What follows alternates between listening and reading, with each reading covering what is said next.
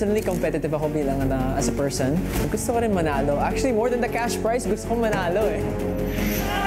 Grabe, hindi ko talaga inakala. Hindi talaga. Ito, hindi pa nabuksan. May naglagay na. Gulong-gulo na ako sa kanila. Pwede talagang kahit sino sa kanilang tatlo eh. Gigigil na ako sa inyo. May pinag-iinalaan ako sa umpisa pa lang. Parang nililito nila ako at meron silang ibig palabasin na huwag ko silang pakinalaan. Pero hindi pa rin nawala sa isip ko na ikaw pa rin ang suspect ko. Confirm! Objection, Your Honor! Tinutuligsa mo na ako para sinisigurado mong ako.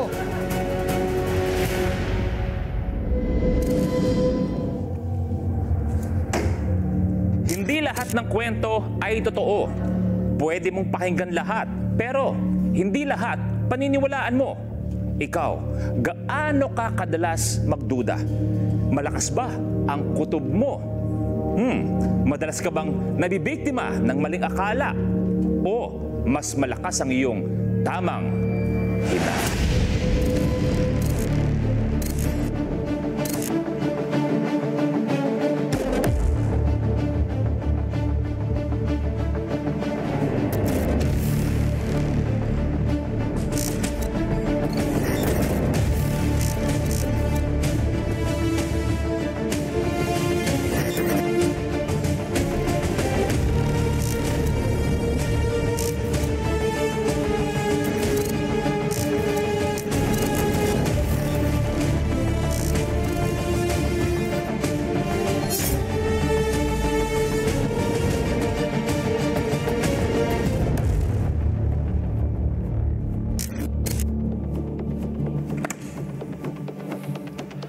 Ako, si Luis Manzano, ang inyong lead investigator sa kauna-unahang reality mystery game show ng Pi Channel, ang Tamang Hinala.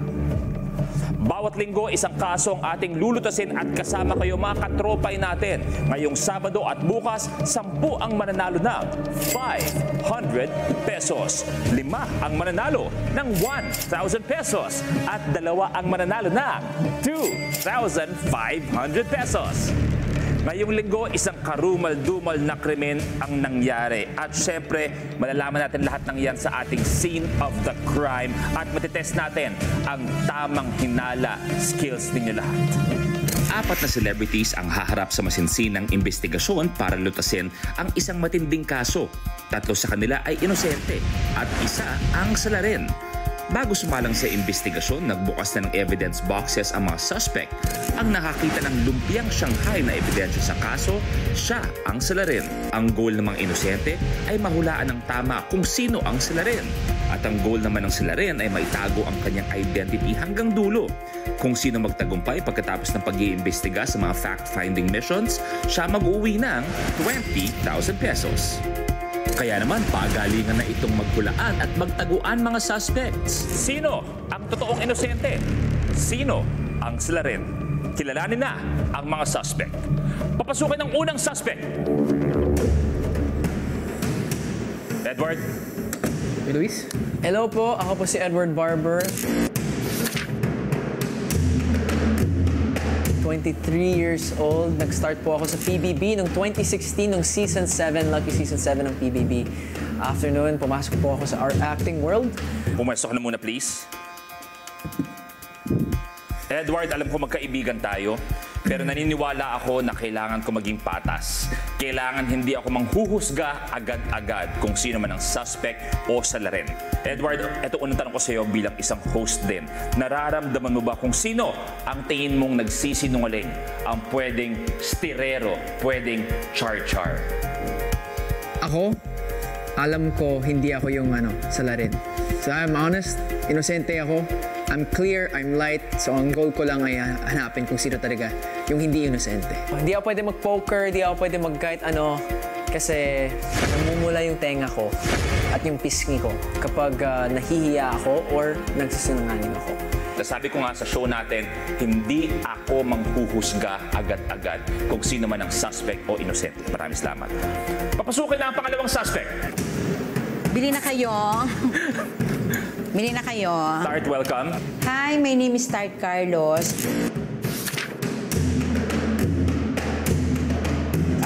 ay isang aktor na nagpo-portray kadalasan ng katulong. O siguro naalala niyo ako bilang Doris ng Be Careful with My Heart or Marisol ng Dirty Linen. Never akong naging salbahe kahit sa role.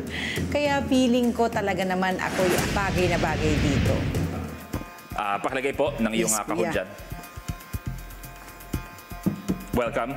At pwede ka pumesto sa tabi ni Edward. Si Tart, nakasama ko dati sa Be Careful with My Heart. Yes, At kuya. naniniwala ako na isang mabuting tao, isang mabuting kaibigan. Kagaya sinabi ko kay Edward, ang role ko dito ay hindi manghusga. Kahit kilala ko kayo, malapit kayo sa puso ko, neutral, hindi ako papanig sa kahit ano, kung inosente man o sila rin. Ikaw ba, Tart, nangyari na napagbintangan ka sa isang bagay na hindi mo naman talaga ginawa? Never, kuya. Never. Never. Kung sakasakali man, kilala mo ang pagkatao mo, kilala mo ang personality mo. Kung gumawa ng isang fake news tungkol sa'yo, napagbintangan ka ng isang bagay, ano kaya magiging reaction mo? Sasabihin ko talagang sure sinungaling because I always speak my mind. Lagi ako, sabi nga nila, bungangera ako dahil lahat ng nararamdaman ko sinasabi ko, kuya. Okay. Kaya imposible pang pagbintangan ako dahil ang buhay ko ay parang librong bukas na bukas sa lahat ng gustong magbasa. Maraming salamat. Gusto ko kayong dalawa. Ramdam ko kagad kayo. Si Edward ay kaibigan ko na matagal na at he's been nice to me ever since. Tapos ngayon, talaga namang magpapaka-competitive tayo, di ba? May isa pang suspect eh. Yung pangatlo, papasukin na.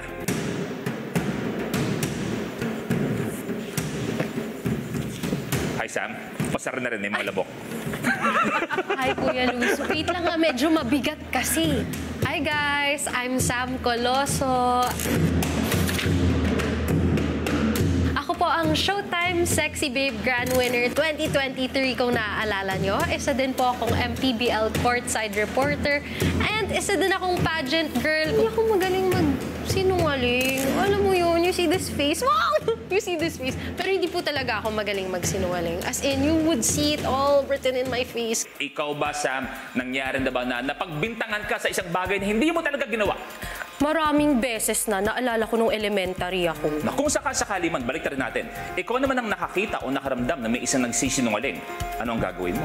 Siyempre, titignan muna natin kung malinis ang ebidensya. And then, pag sure na tayo, i-call out talaga natin.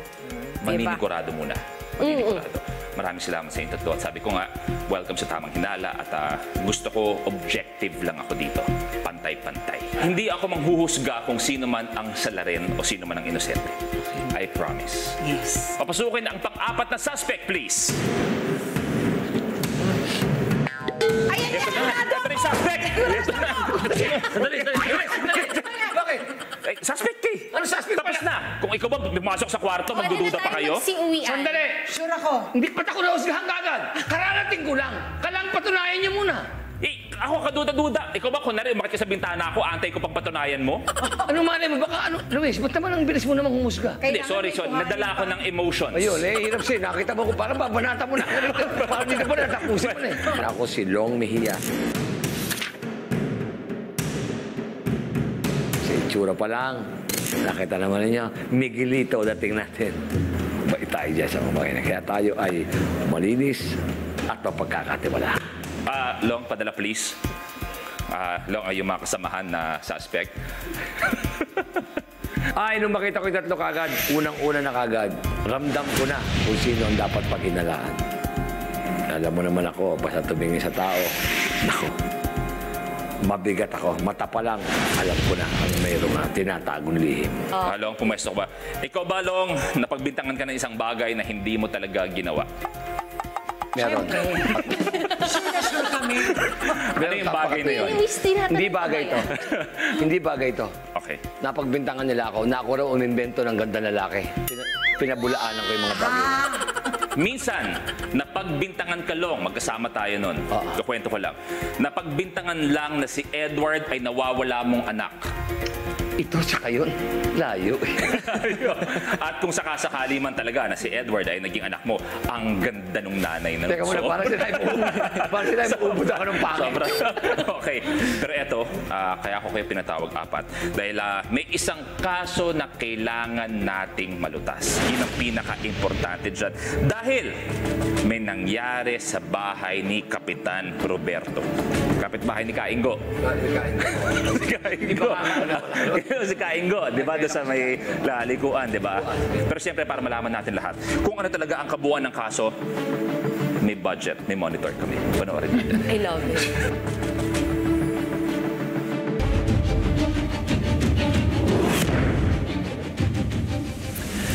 At ang kaso ay nangyari sa bahay ni na Kapitan Roberto. 4 kayong naimbitahan bilang bisita sa kanilang piyesta. Pero bago pa man magsimula ang kainan, ubos na agad ang handang lumpiang Shanghai. Wala na Shanghai? Alam nyo kung gaano kaimportante ang Shanghai sa isang handaan. At dahil ubos na ito, sira na ang papiging ni Kapitan.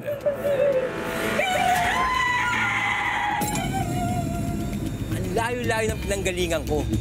Tapos, madadatnan ko, wala nang Shanghai. Pwede ba yun? Eh kasi naman, bakit walang Shanghai? Sinasabi ko sa'yo, hindi pwede walang Shanghai! Hindi pwede walang Shanghai! Bakit walang Shanghai?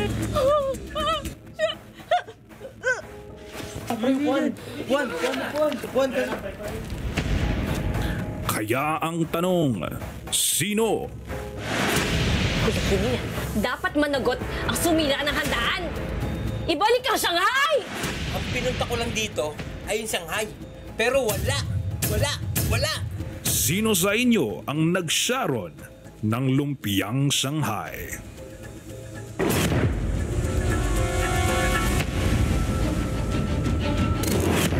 Yun ang kaso natin ngayon. Isa sa inyo ang salarin natin. Seryosong this is not a small thing. This is a real accusation. Ang lupit mo. Nagsyarong ka ng lumpiang Shanghai, hindi mo man lang sinamahan ng crispy pata. Sabi ko si Edward, magsasharon ba to? Parang hindi naman lumpiang Shanghai yung trip niyang isharon. Si Ate Tart at saka si Kuya Long, medyo pwede pa, kaya titignan natin. May nakakaramdam na o medyo di pa? Meron akong nararamdaman kasi syempre nahawakan namin ng mga boxes. Alam namin ang mga bigat. Syempre kahit pa paano parang nakikita ko. Edward. I feel that they gave it up already. Oh, Meron in siyang English. clue eh. Nagkamali ata ng binabangga. Edward, ingat ka sa mga English mo. Do you have any retort? Yeah, Absolute. ang mga komedyante talaga, they're good at hiding their emotions. Ayon sa aming informant, may mga ebidensyang naiwan sa scene of the crime. At para malaman ang impormasyon na ibibigay sa atin ng ating informant, meron tayong mga 3 fact-finding missions na makakatulong sa atin na malaman kung sino talaga ang salarin na sumaron ng lumpiang Shanghai. At syempre, para sa unang ebidensya, ready na ang ating informant. Kilala na talaga siyang nagsasaro ng lumpia matagal na.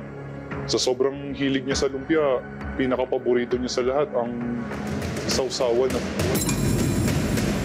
Ang sausawan, bitin ng konti. Hindi buo ang information na binigay ng ating informant. At syempre, para makompleto yan, kailangan sumabak tayo sa unang fact-finding mission.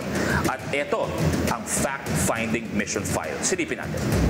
Sa loob ng scene of the crime ay makikita ang iniwang sausawan ng salarin. Para malaman kung ano ito, kailangan hanapin ang 20 paper plates na nakakalat sa crime scene.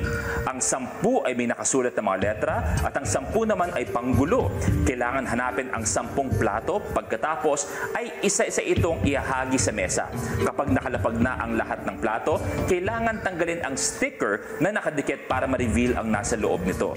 Tandaan, 10 paper plates na may letter dapat ang maipon ninyo para makabuo ng salita. At syempre, tuloy-tuloy lang sa paghahanap hanggang sa makabuo ng 10 letra.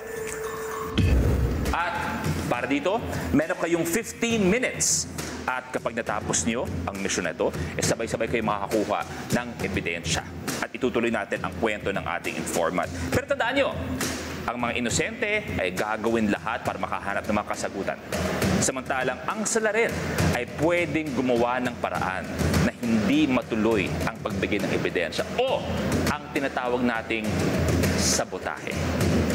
Kaya, magpantsyag, maglingat. Kaya naman, ready na ba kayo sa unang fact-finding mission ninyo?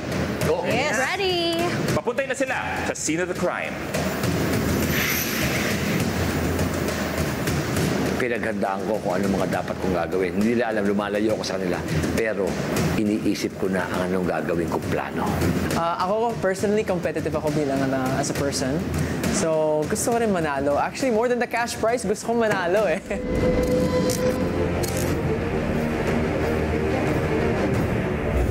Ooh. Okay. Oh my gosh. Ay! Grabe naman yun. Grabe, ang gulo na kagad talaga. Mukhang may dumaang kriminal talaga. Para siyang breakout room type thing kasi kailangan mo talagang hanapin kung saan yung mga paper plates. At the same time, kailangan mo rin tingnan kung sino yung sa tingin mo ay nagsasabotage. Teka lang, ang Parting nangyari? Ang usapan kasi sausawan. Sino ba kasing mahilig sa sausawan dito? Ano ba? Hindi ako choosy. Hindi ako choosy sa... Ano pa yun? Hindi, pero ito kailangan natin bilisan. Kasi pag naubusan tayo ng oras, hindi makukumpleto yung letra pag hindi natin natsambahan yung Kailangan talagang tama. Kailangan mahanap nila kung ano yung mga letra na mag-spell out kung ano man yung sausawan na sinasabi ng informant natin. Nako. Pag ako... nag-check out pa ng sila. Okay ba? Ang hinahanap natin, paper plate. Ang hinahanap paper plates mo. Guwapo eh. Naghahanap ako ng dalawa nito eh. Diyos ko, kayong parehong gwapo talaga. Yes. Nako, pag nagsalita talaga ako. Grabe Hinahanap ko kung saan ang starting point dito.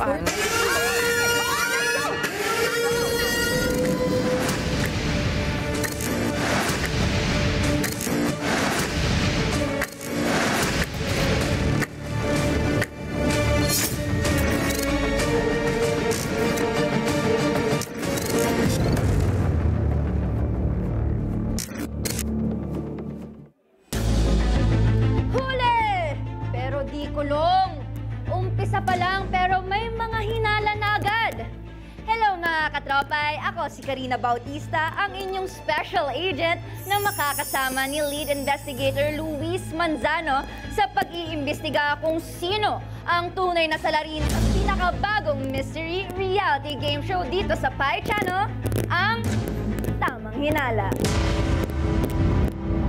Nako mga katropay, nandito po ako dahil i-share ko sa inyo ang never before seen ganaps at makikichika na rin syempre ako sa inyong comments tungkol sa suspetsya ninyo.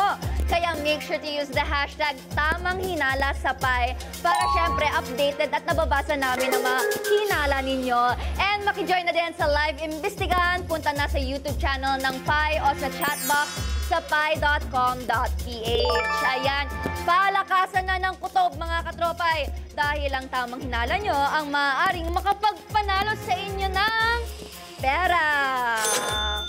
Kasing-kasing tayo dyan. Abangan lang ang mga tanong ko mamaya na konektado sa mga ebidensya at sa salarin. At bilang reward sa tamang hinala nyo, 10 ang may pabuyang 500 pesos. 5 naman ang may reward na 1,000 pesos. Yes! At hindi lang yan, 2 ang may reward na 2,500 pesos. Grabe! Dito lang yung duda mo, nananalo ka pa ng pera, di ba? Walang heartbroken dito. Kaya pumunta na sa pi.com.ph, mag-register at kumplituhin po ang profile. Abangan rin ang mga tanong na konektado sa mga ebidensya at salarin. Siyempre dito, nakisali ka na sa investigasyon, pindot panalo ka pa. Ay, alam nyo guys, subukan na natin agad-agad ang tamang hinala skills nyo for 500 pesos. 10 katropay na makakapagbigay ng tamang hinala ang magbibigyan agad-agad ng 500 pesos. Nako, kaya i-flex na ang inyong detective skills dahil heto ang tanong. Ano ang sinaron ng salarin sa handaan? A. Lumpia, B. Pansit, C. Hotdog, or D. Fruit salad? Panalo ang may tamang hinala. Kaya naman, 1-minute timer starts now. Maghinala na. Let's see. Nangunguna ang lumpia. Naku, kung nanood kayo kanina, dapat alam nyo to guys. Kaya dapat lagi po kayong nanonood. Pero kanina, balikan lang natin yung mga nangyari ha. Si Long, pagpasok agad, may duda na siya. At parang nararamdaman kung ayaw niya talaga maging anak si Edward. Hindi natin ibig sabihin, suspetsya niya si Edward.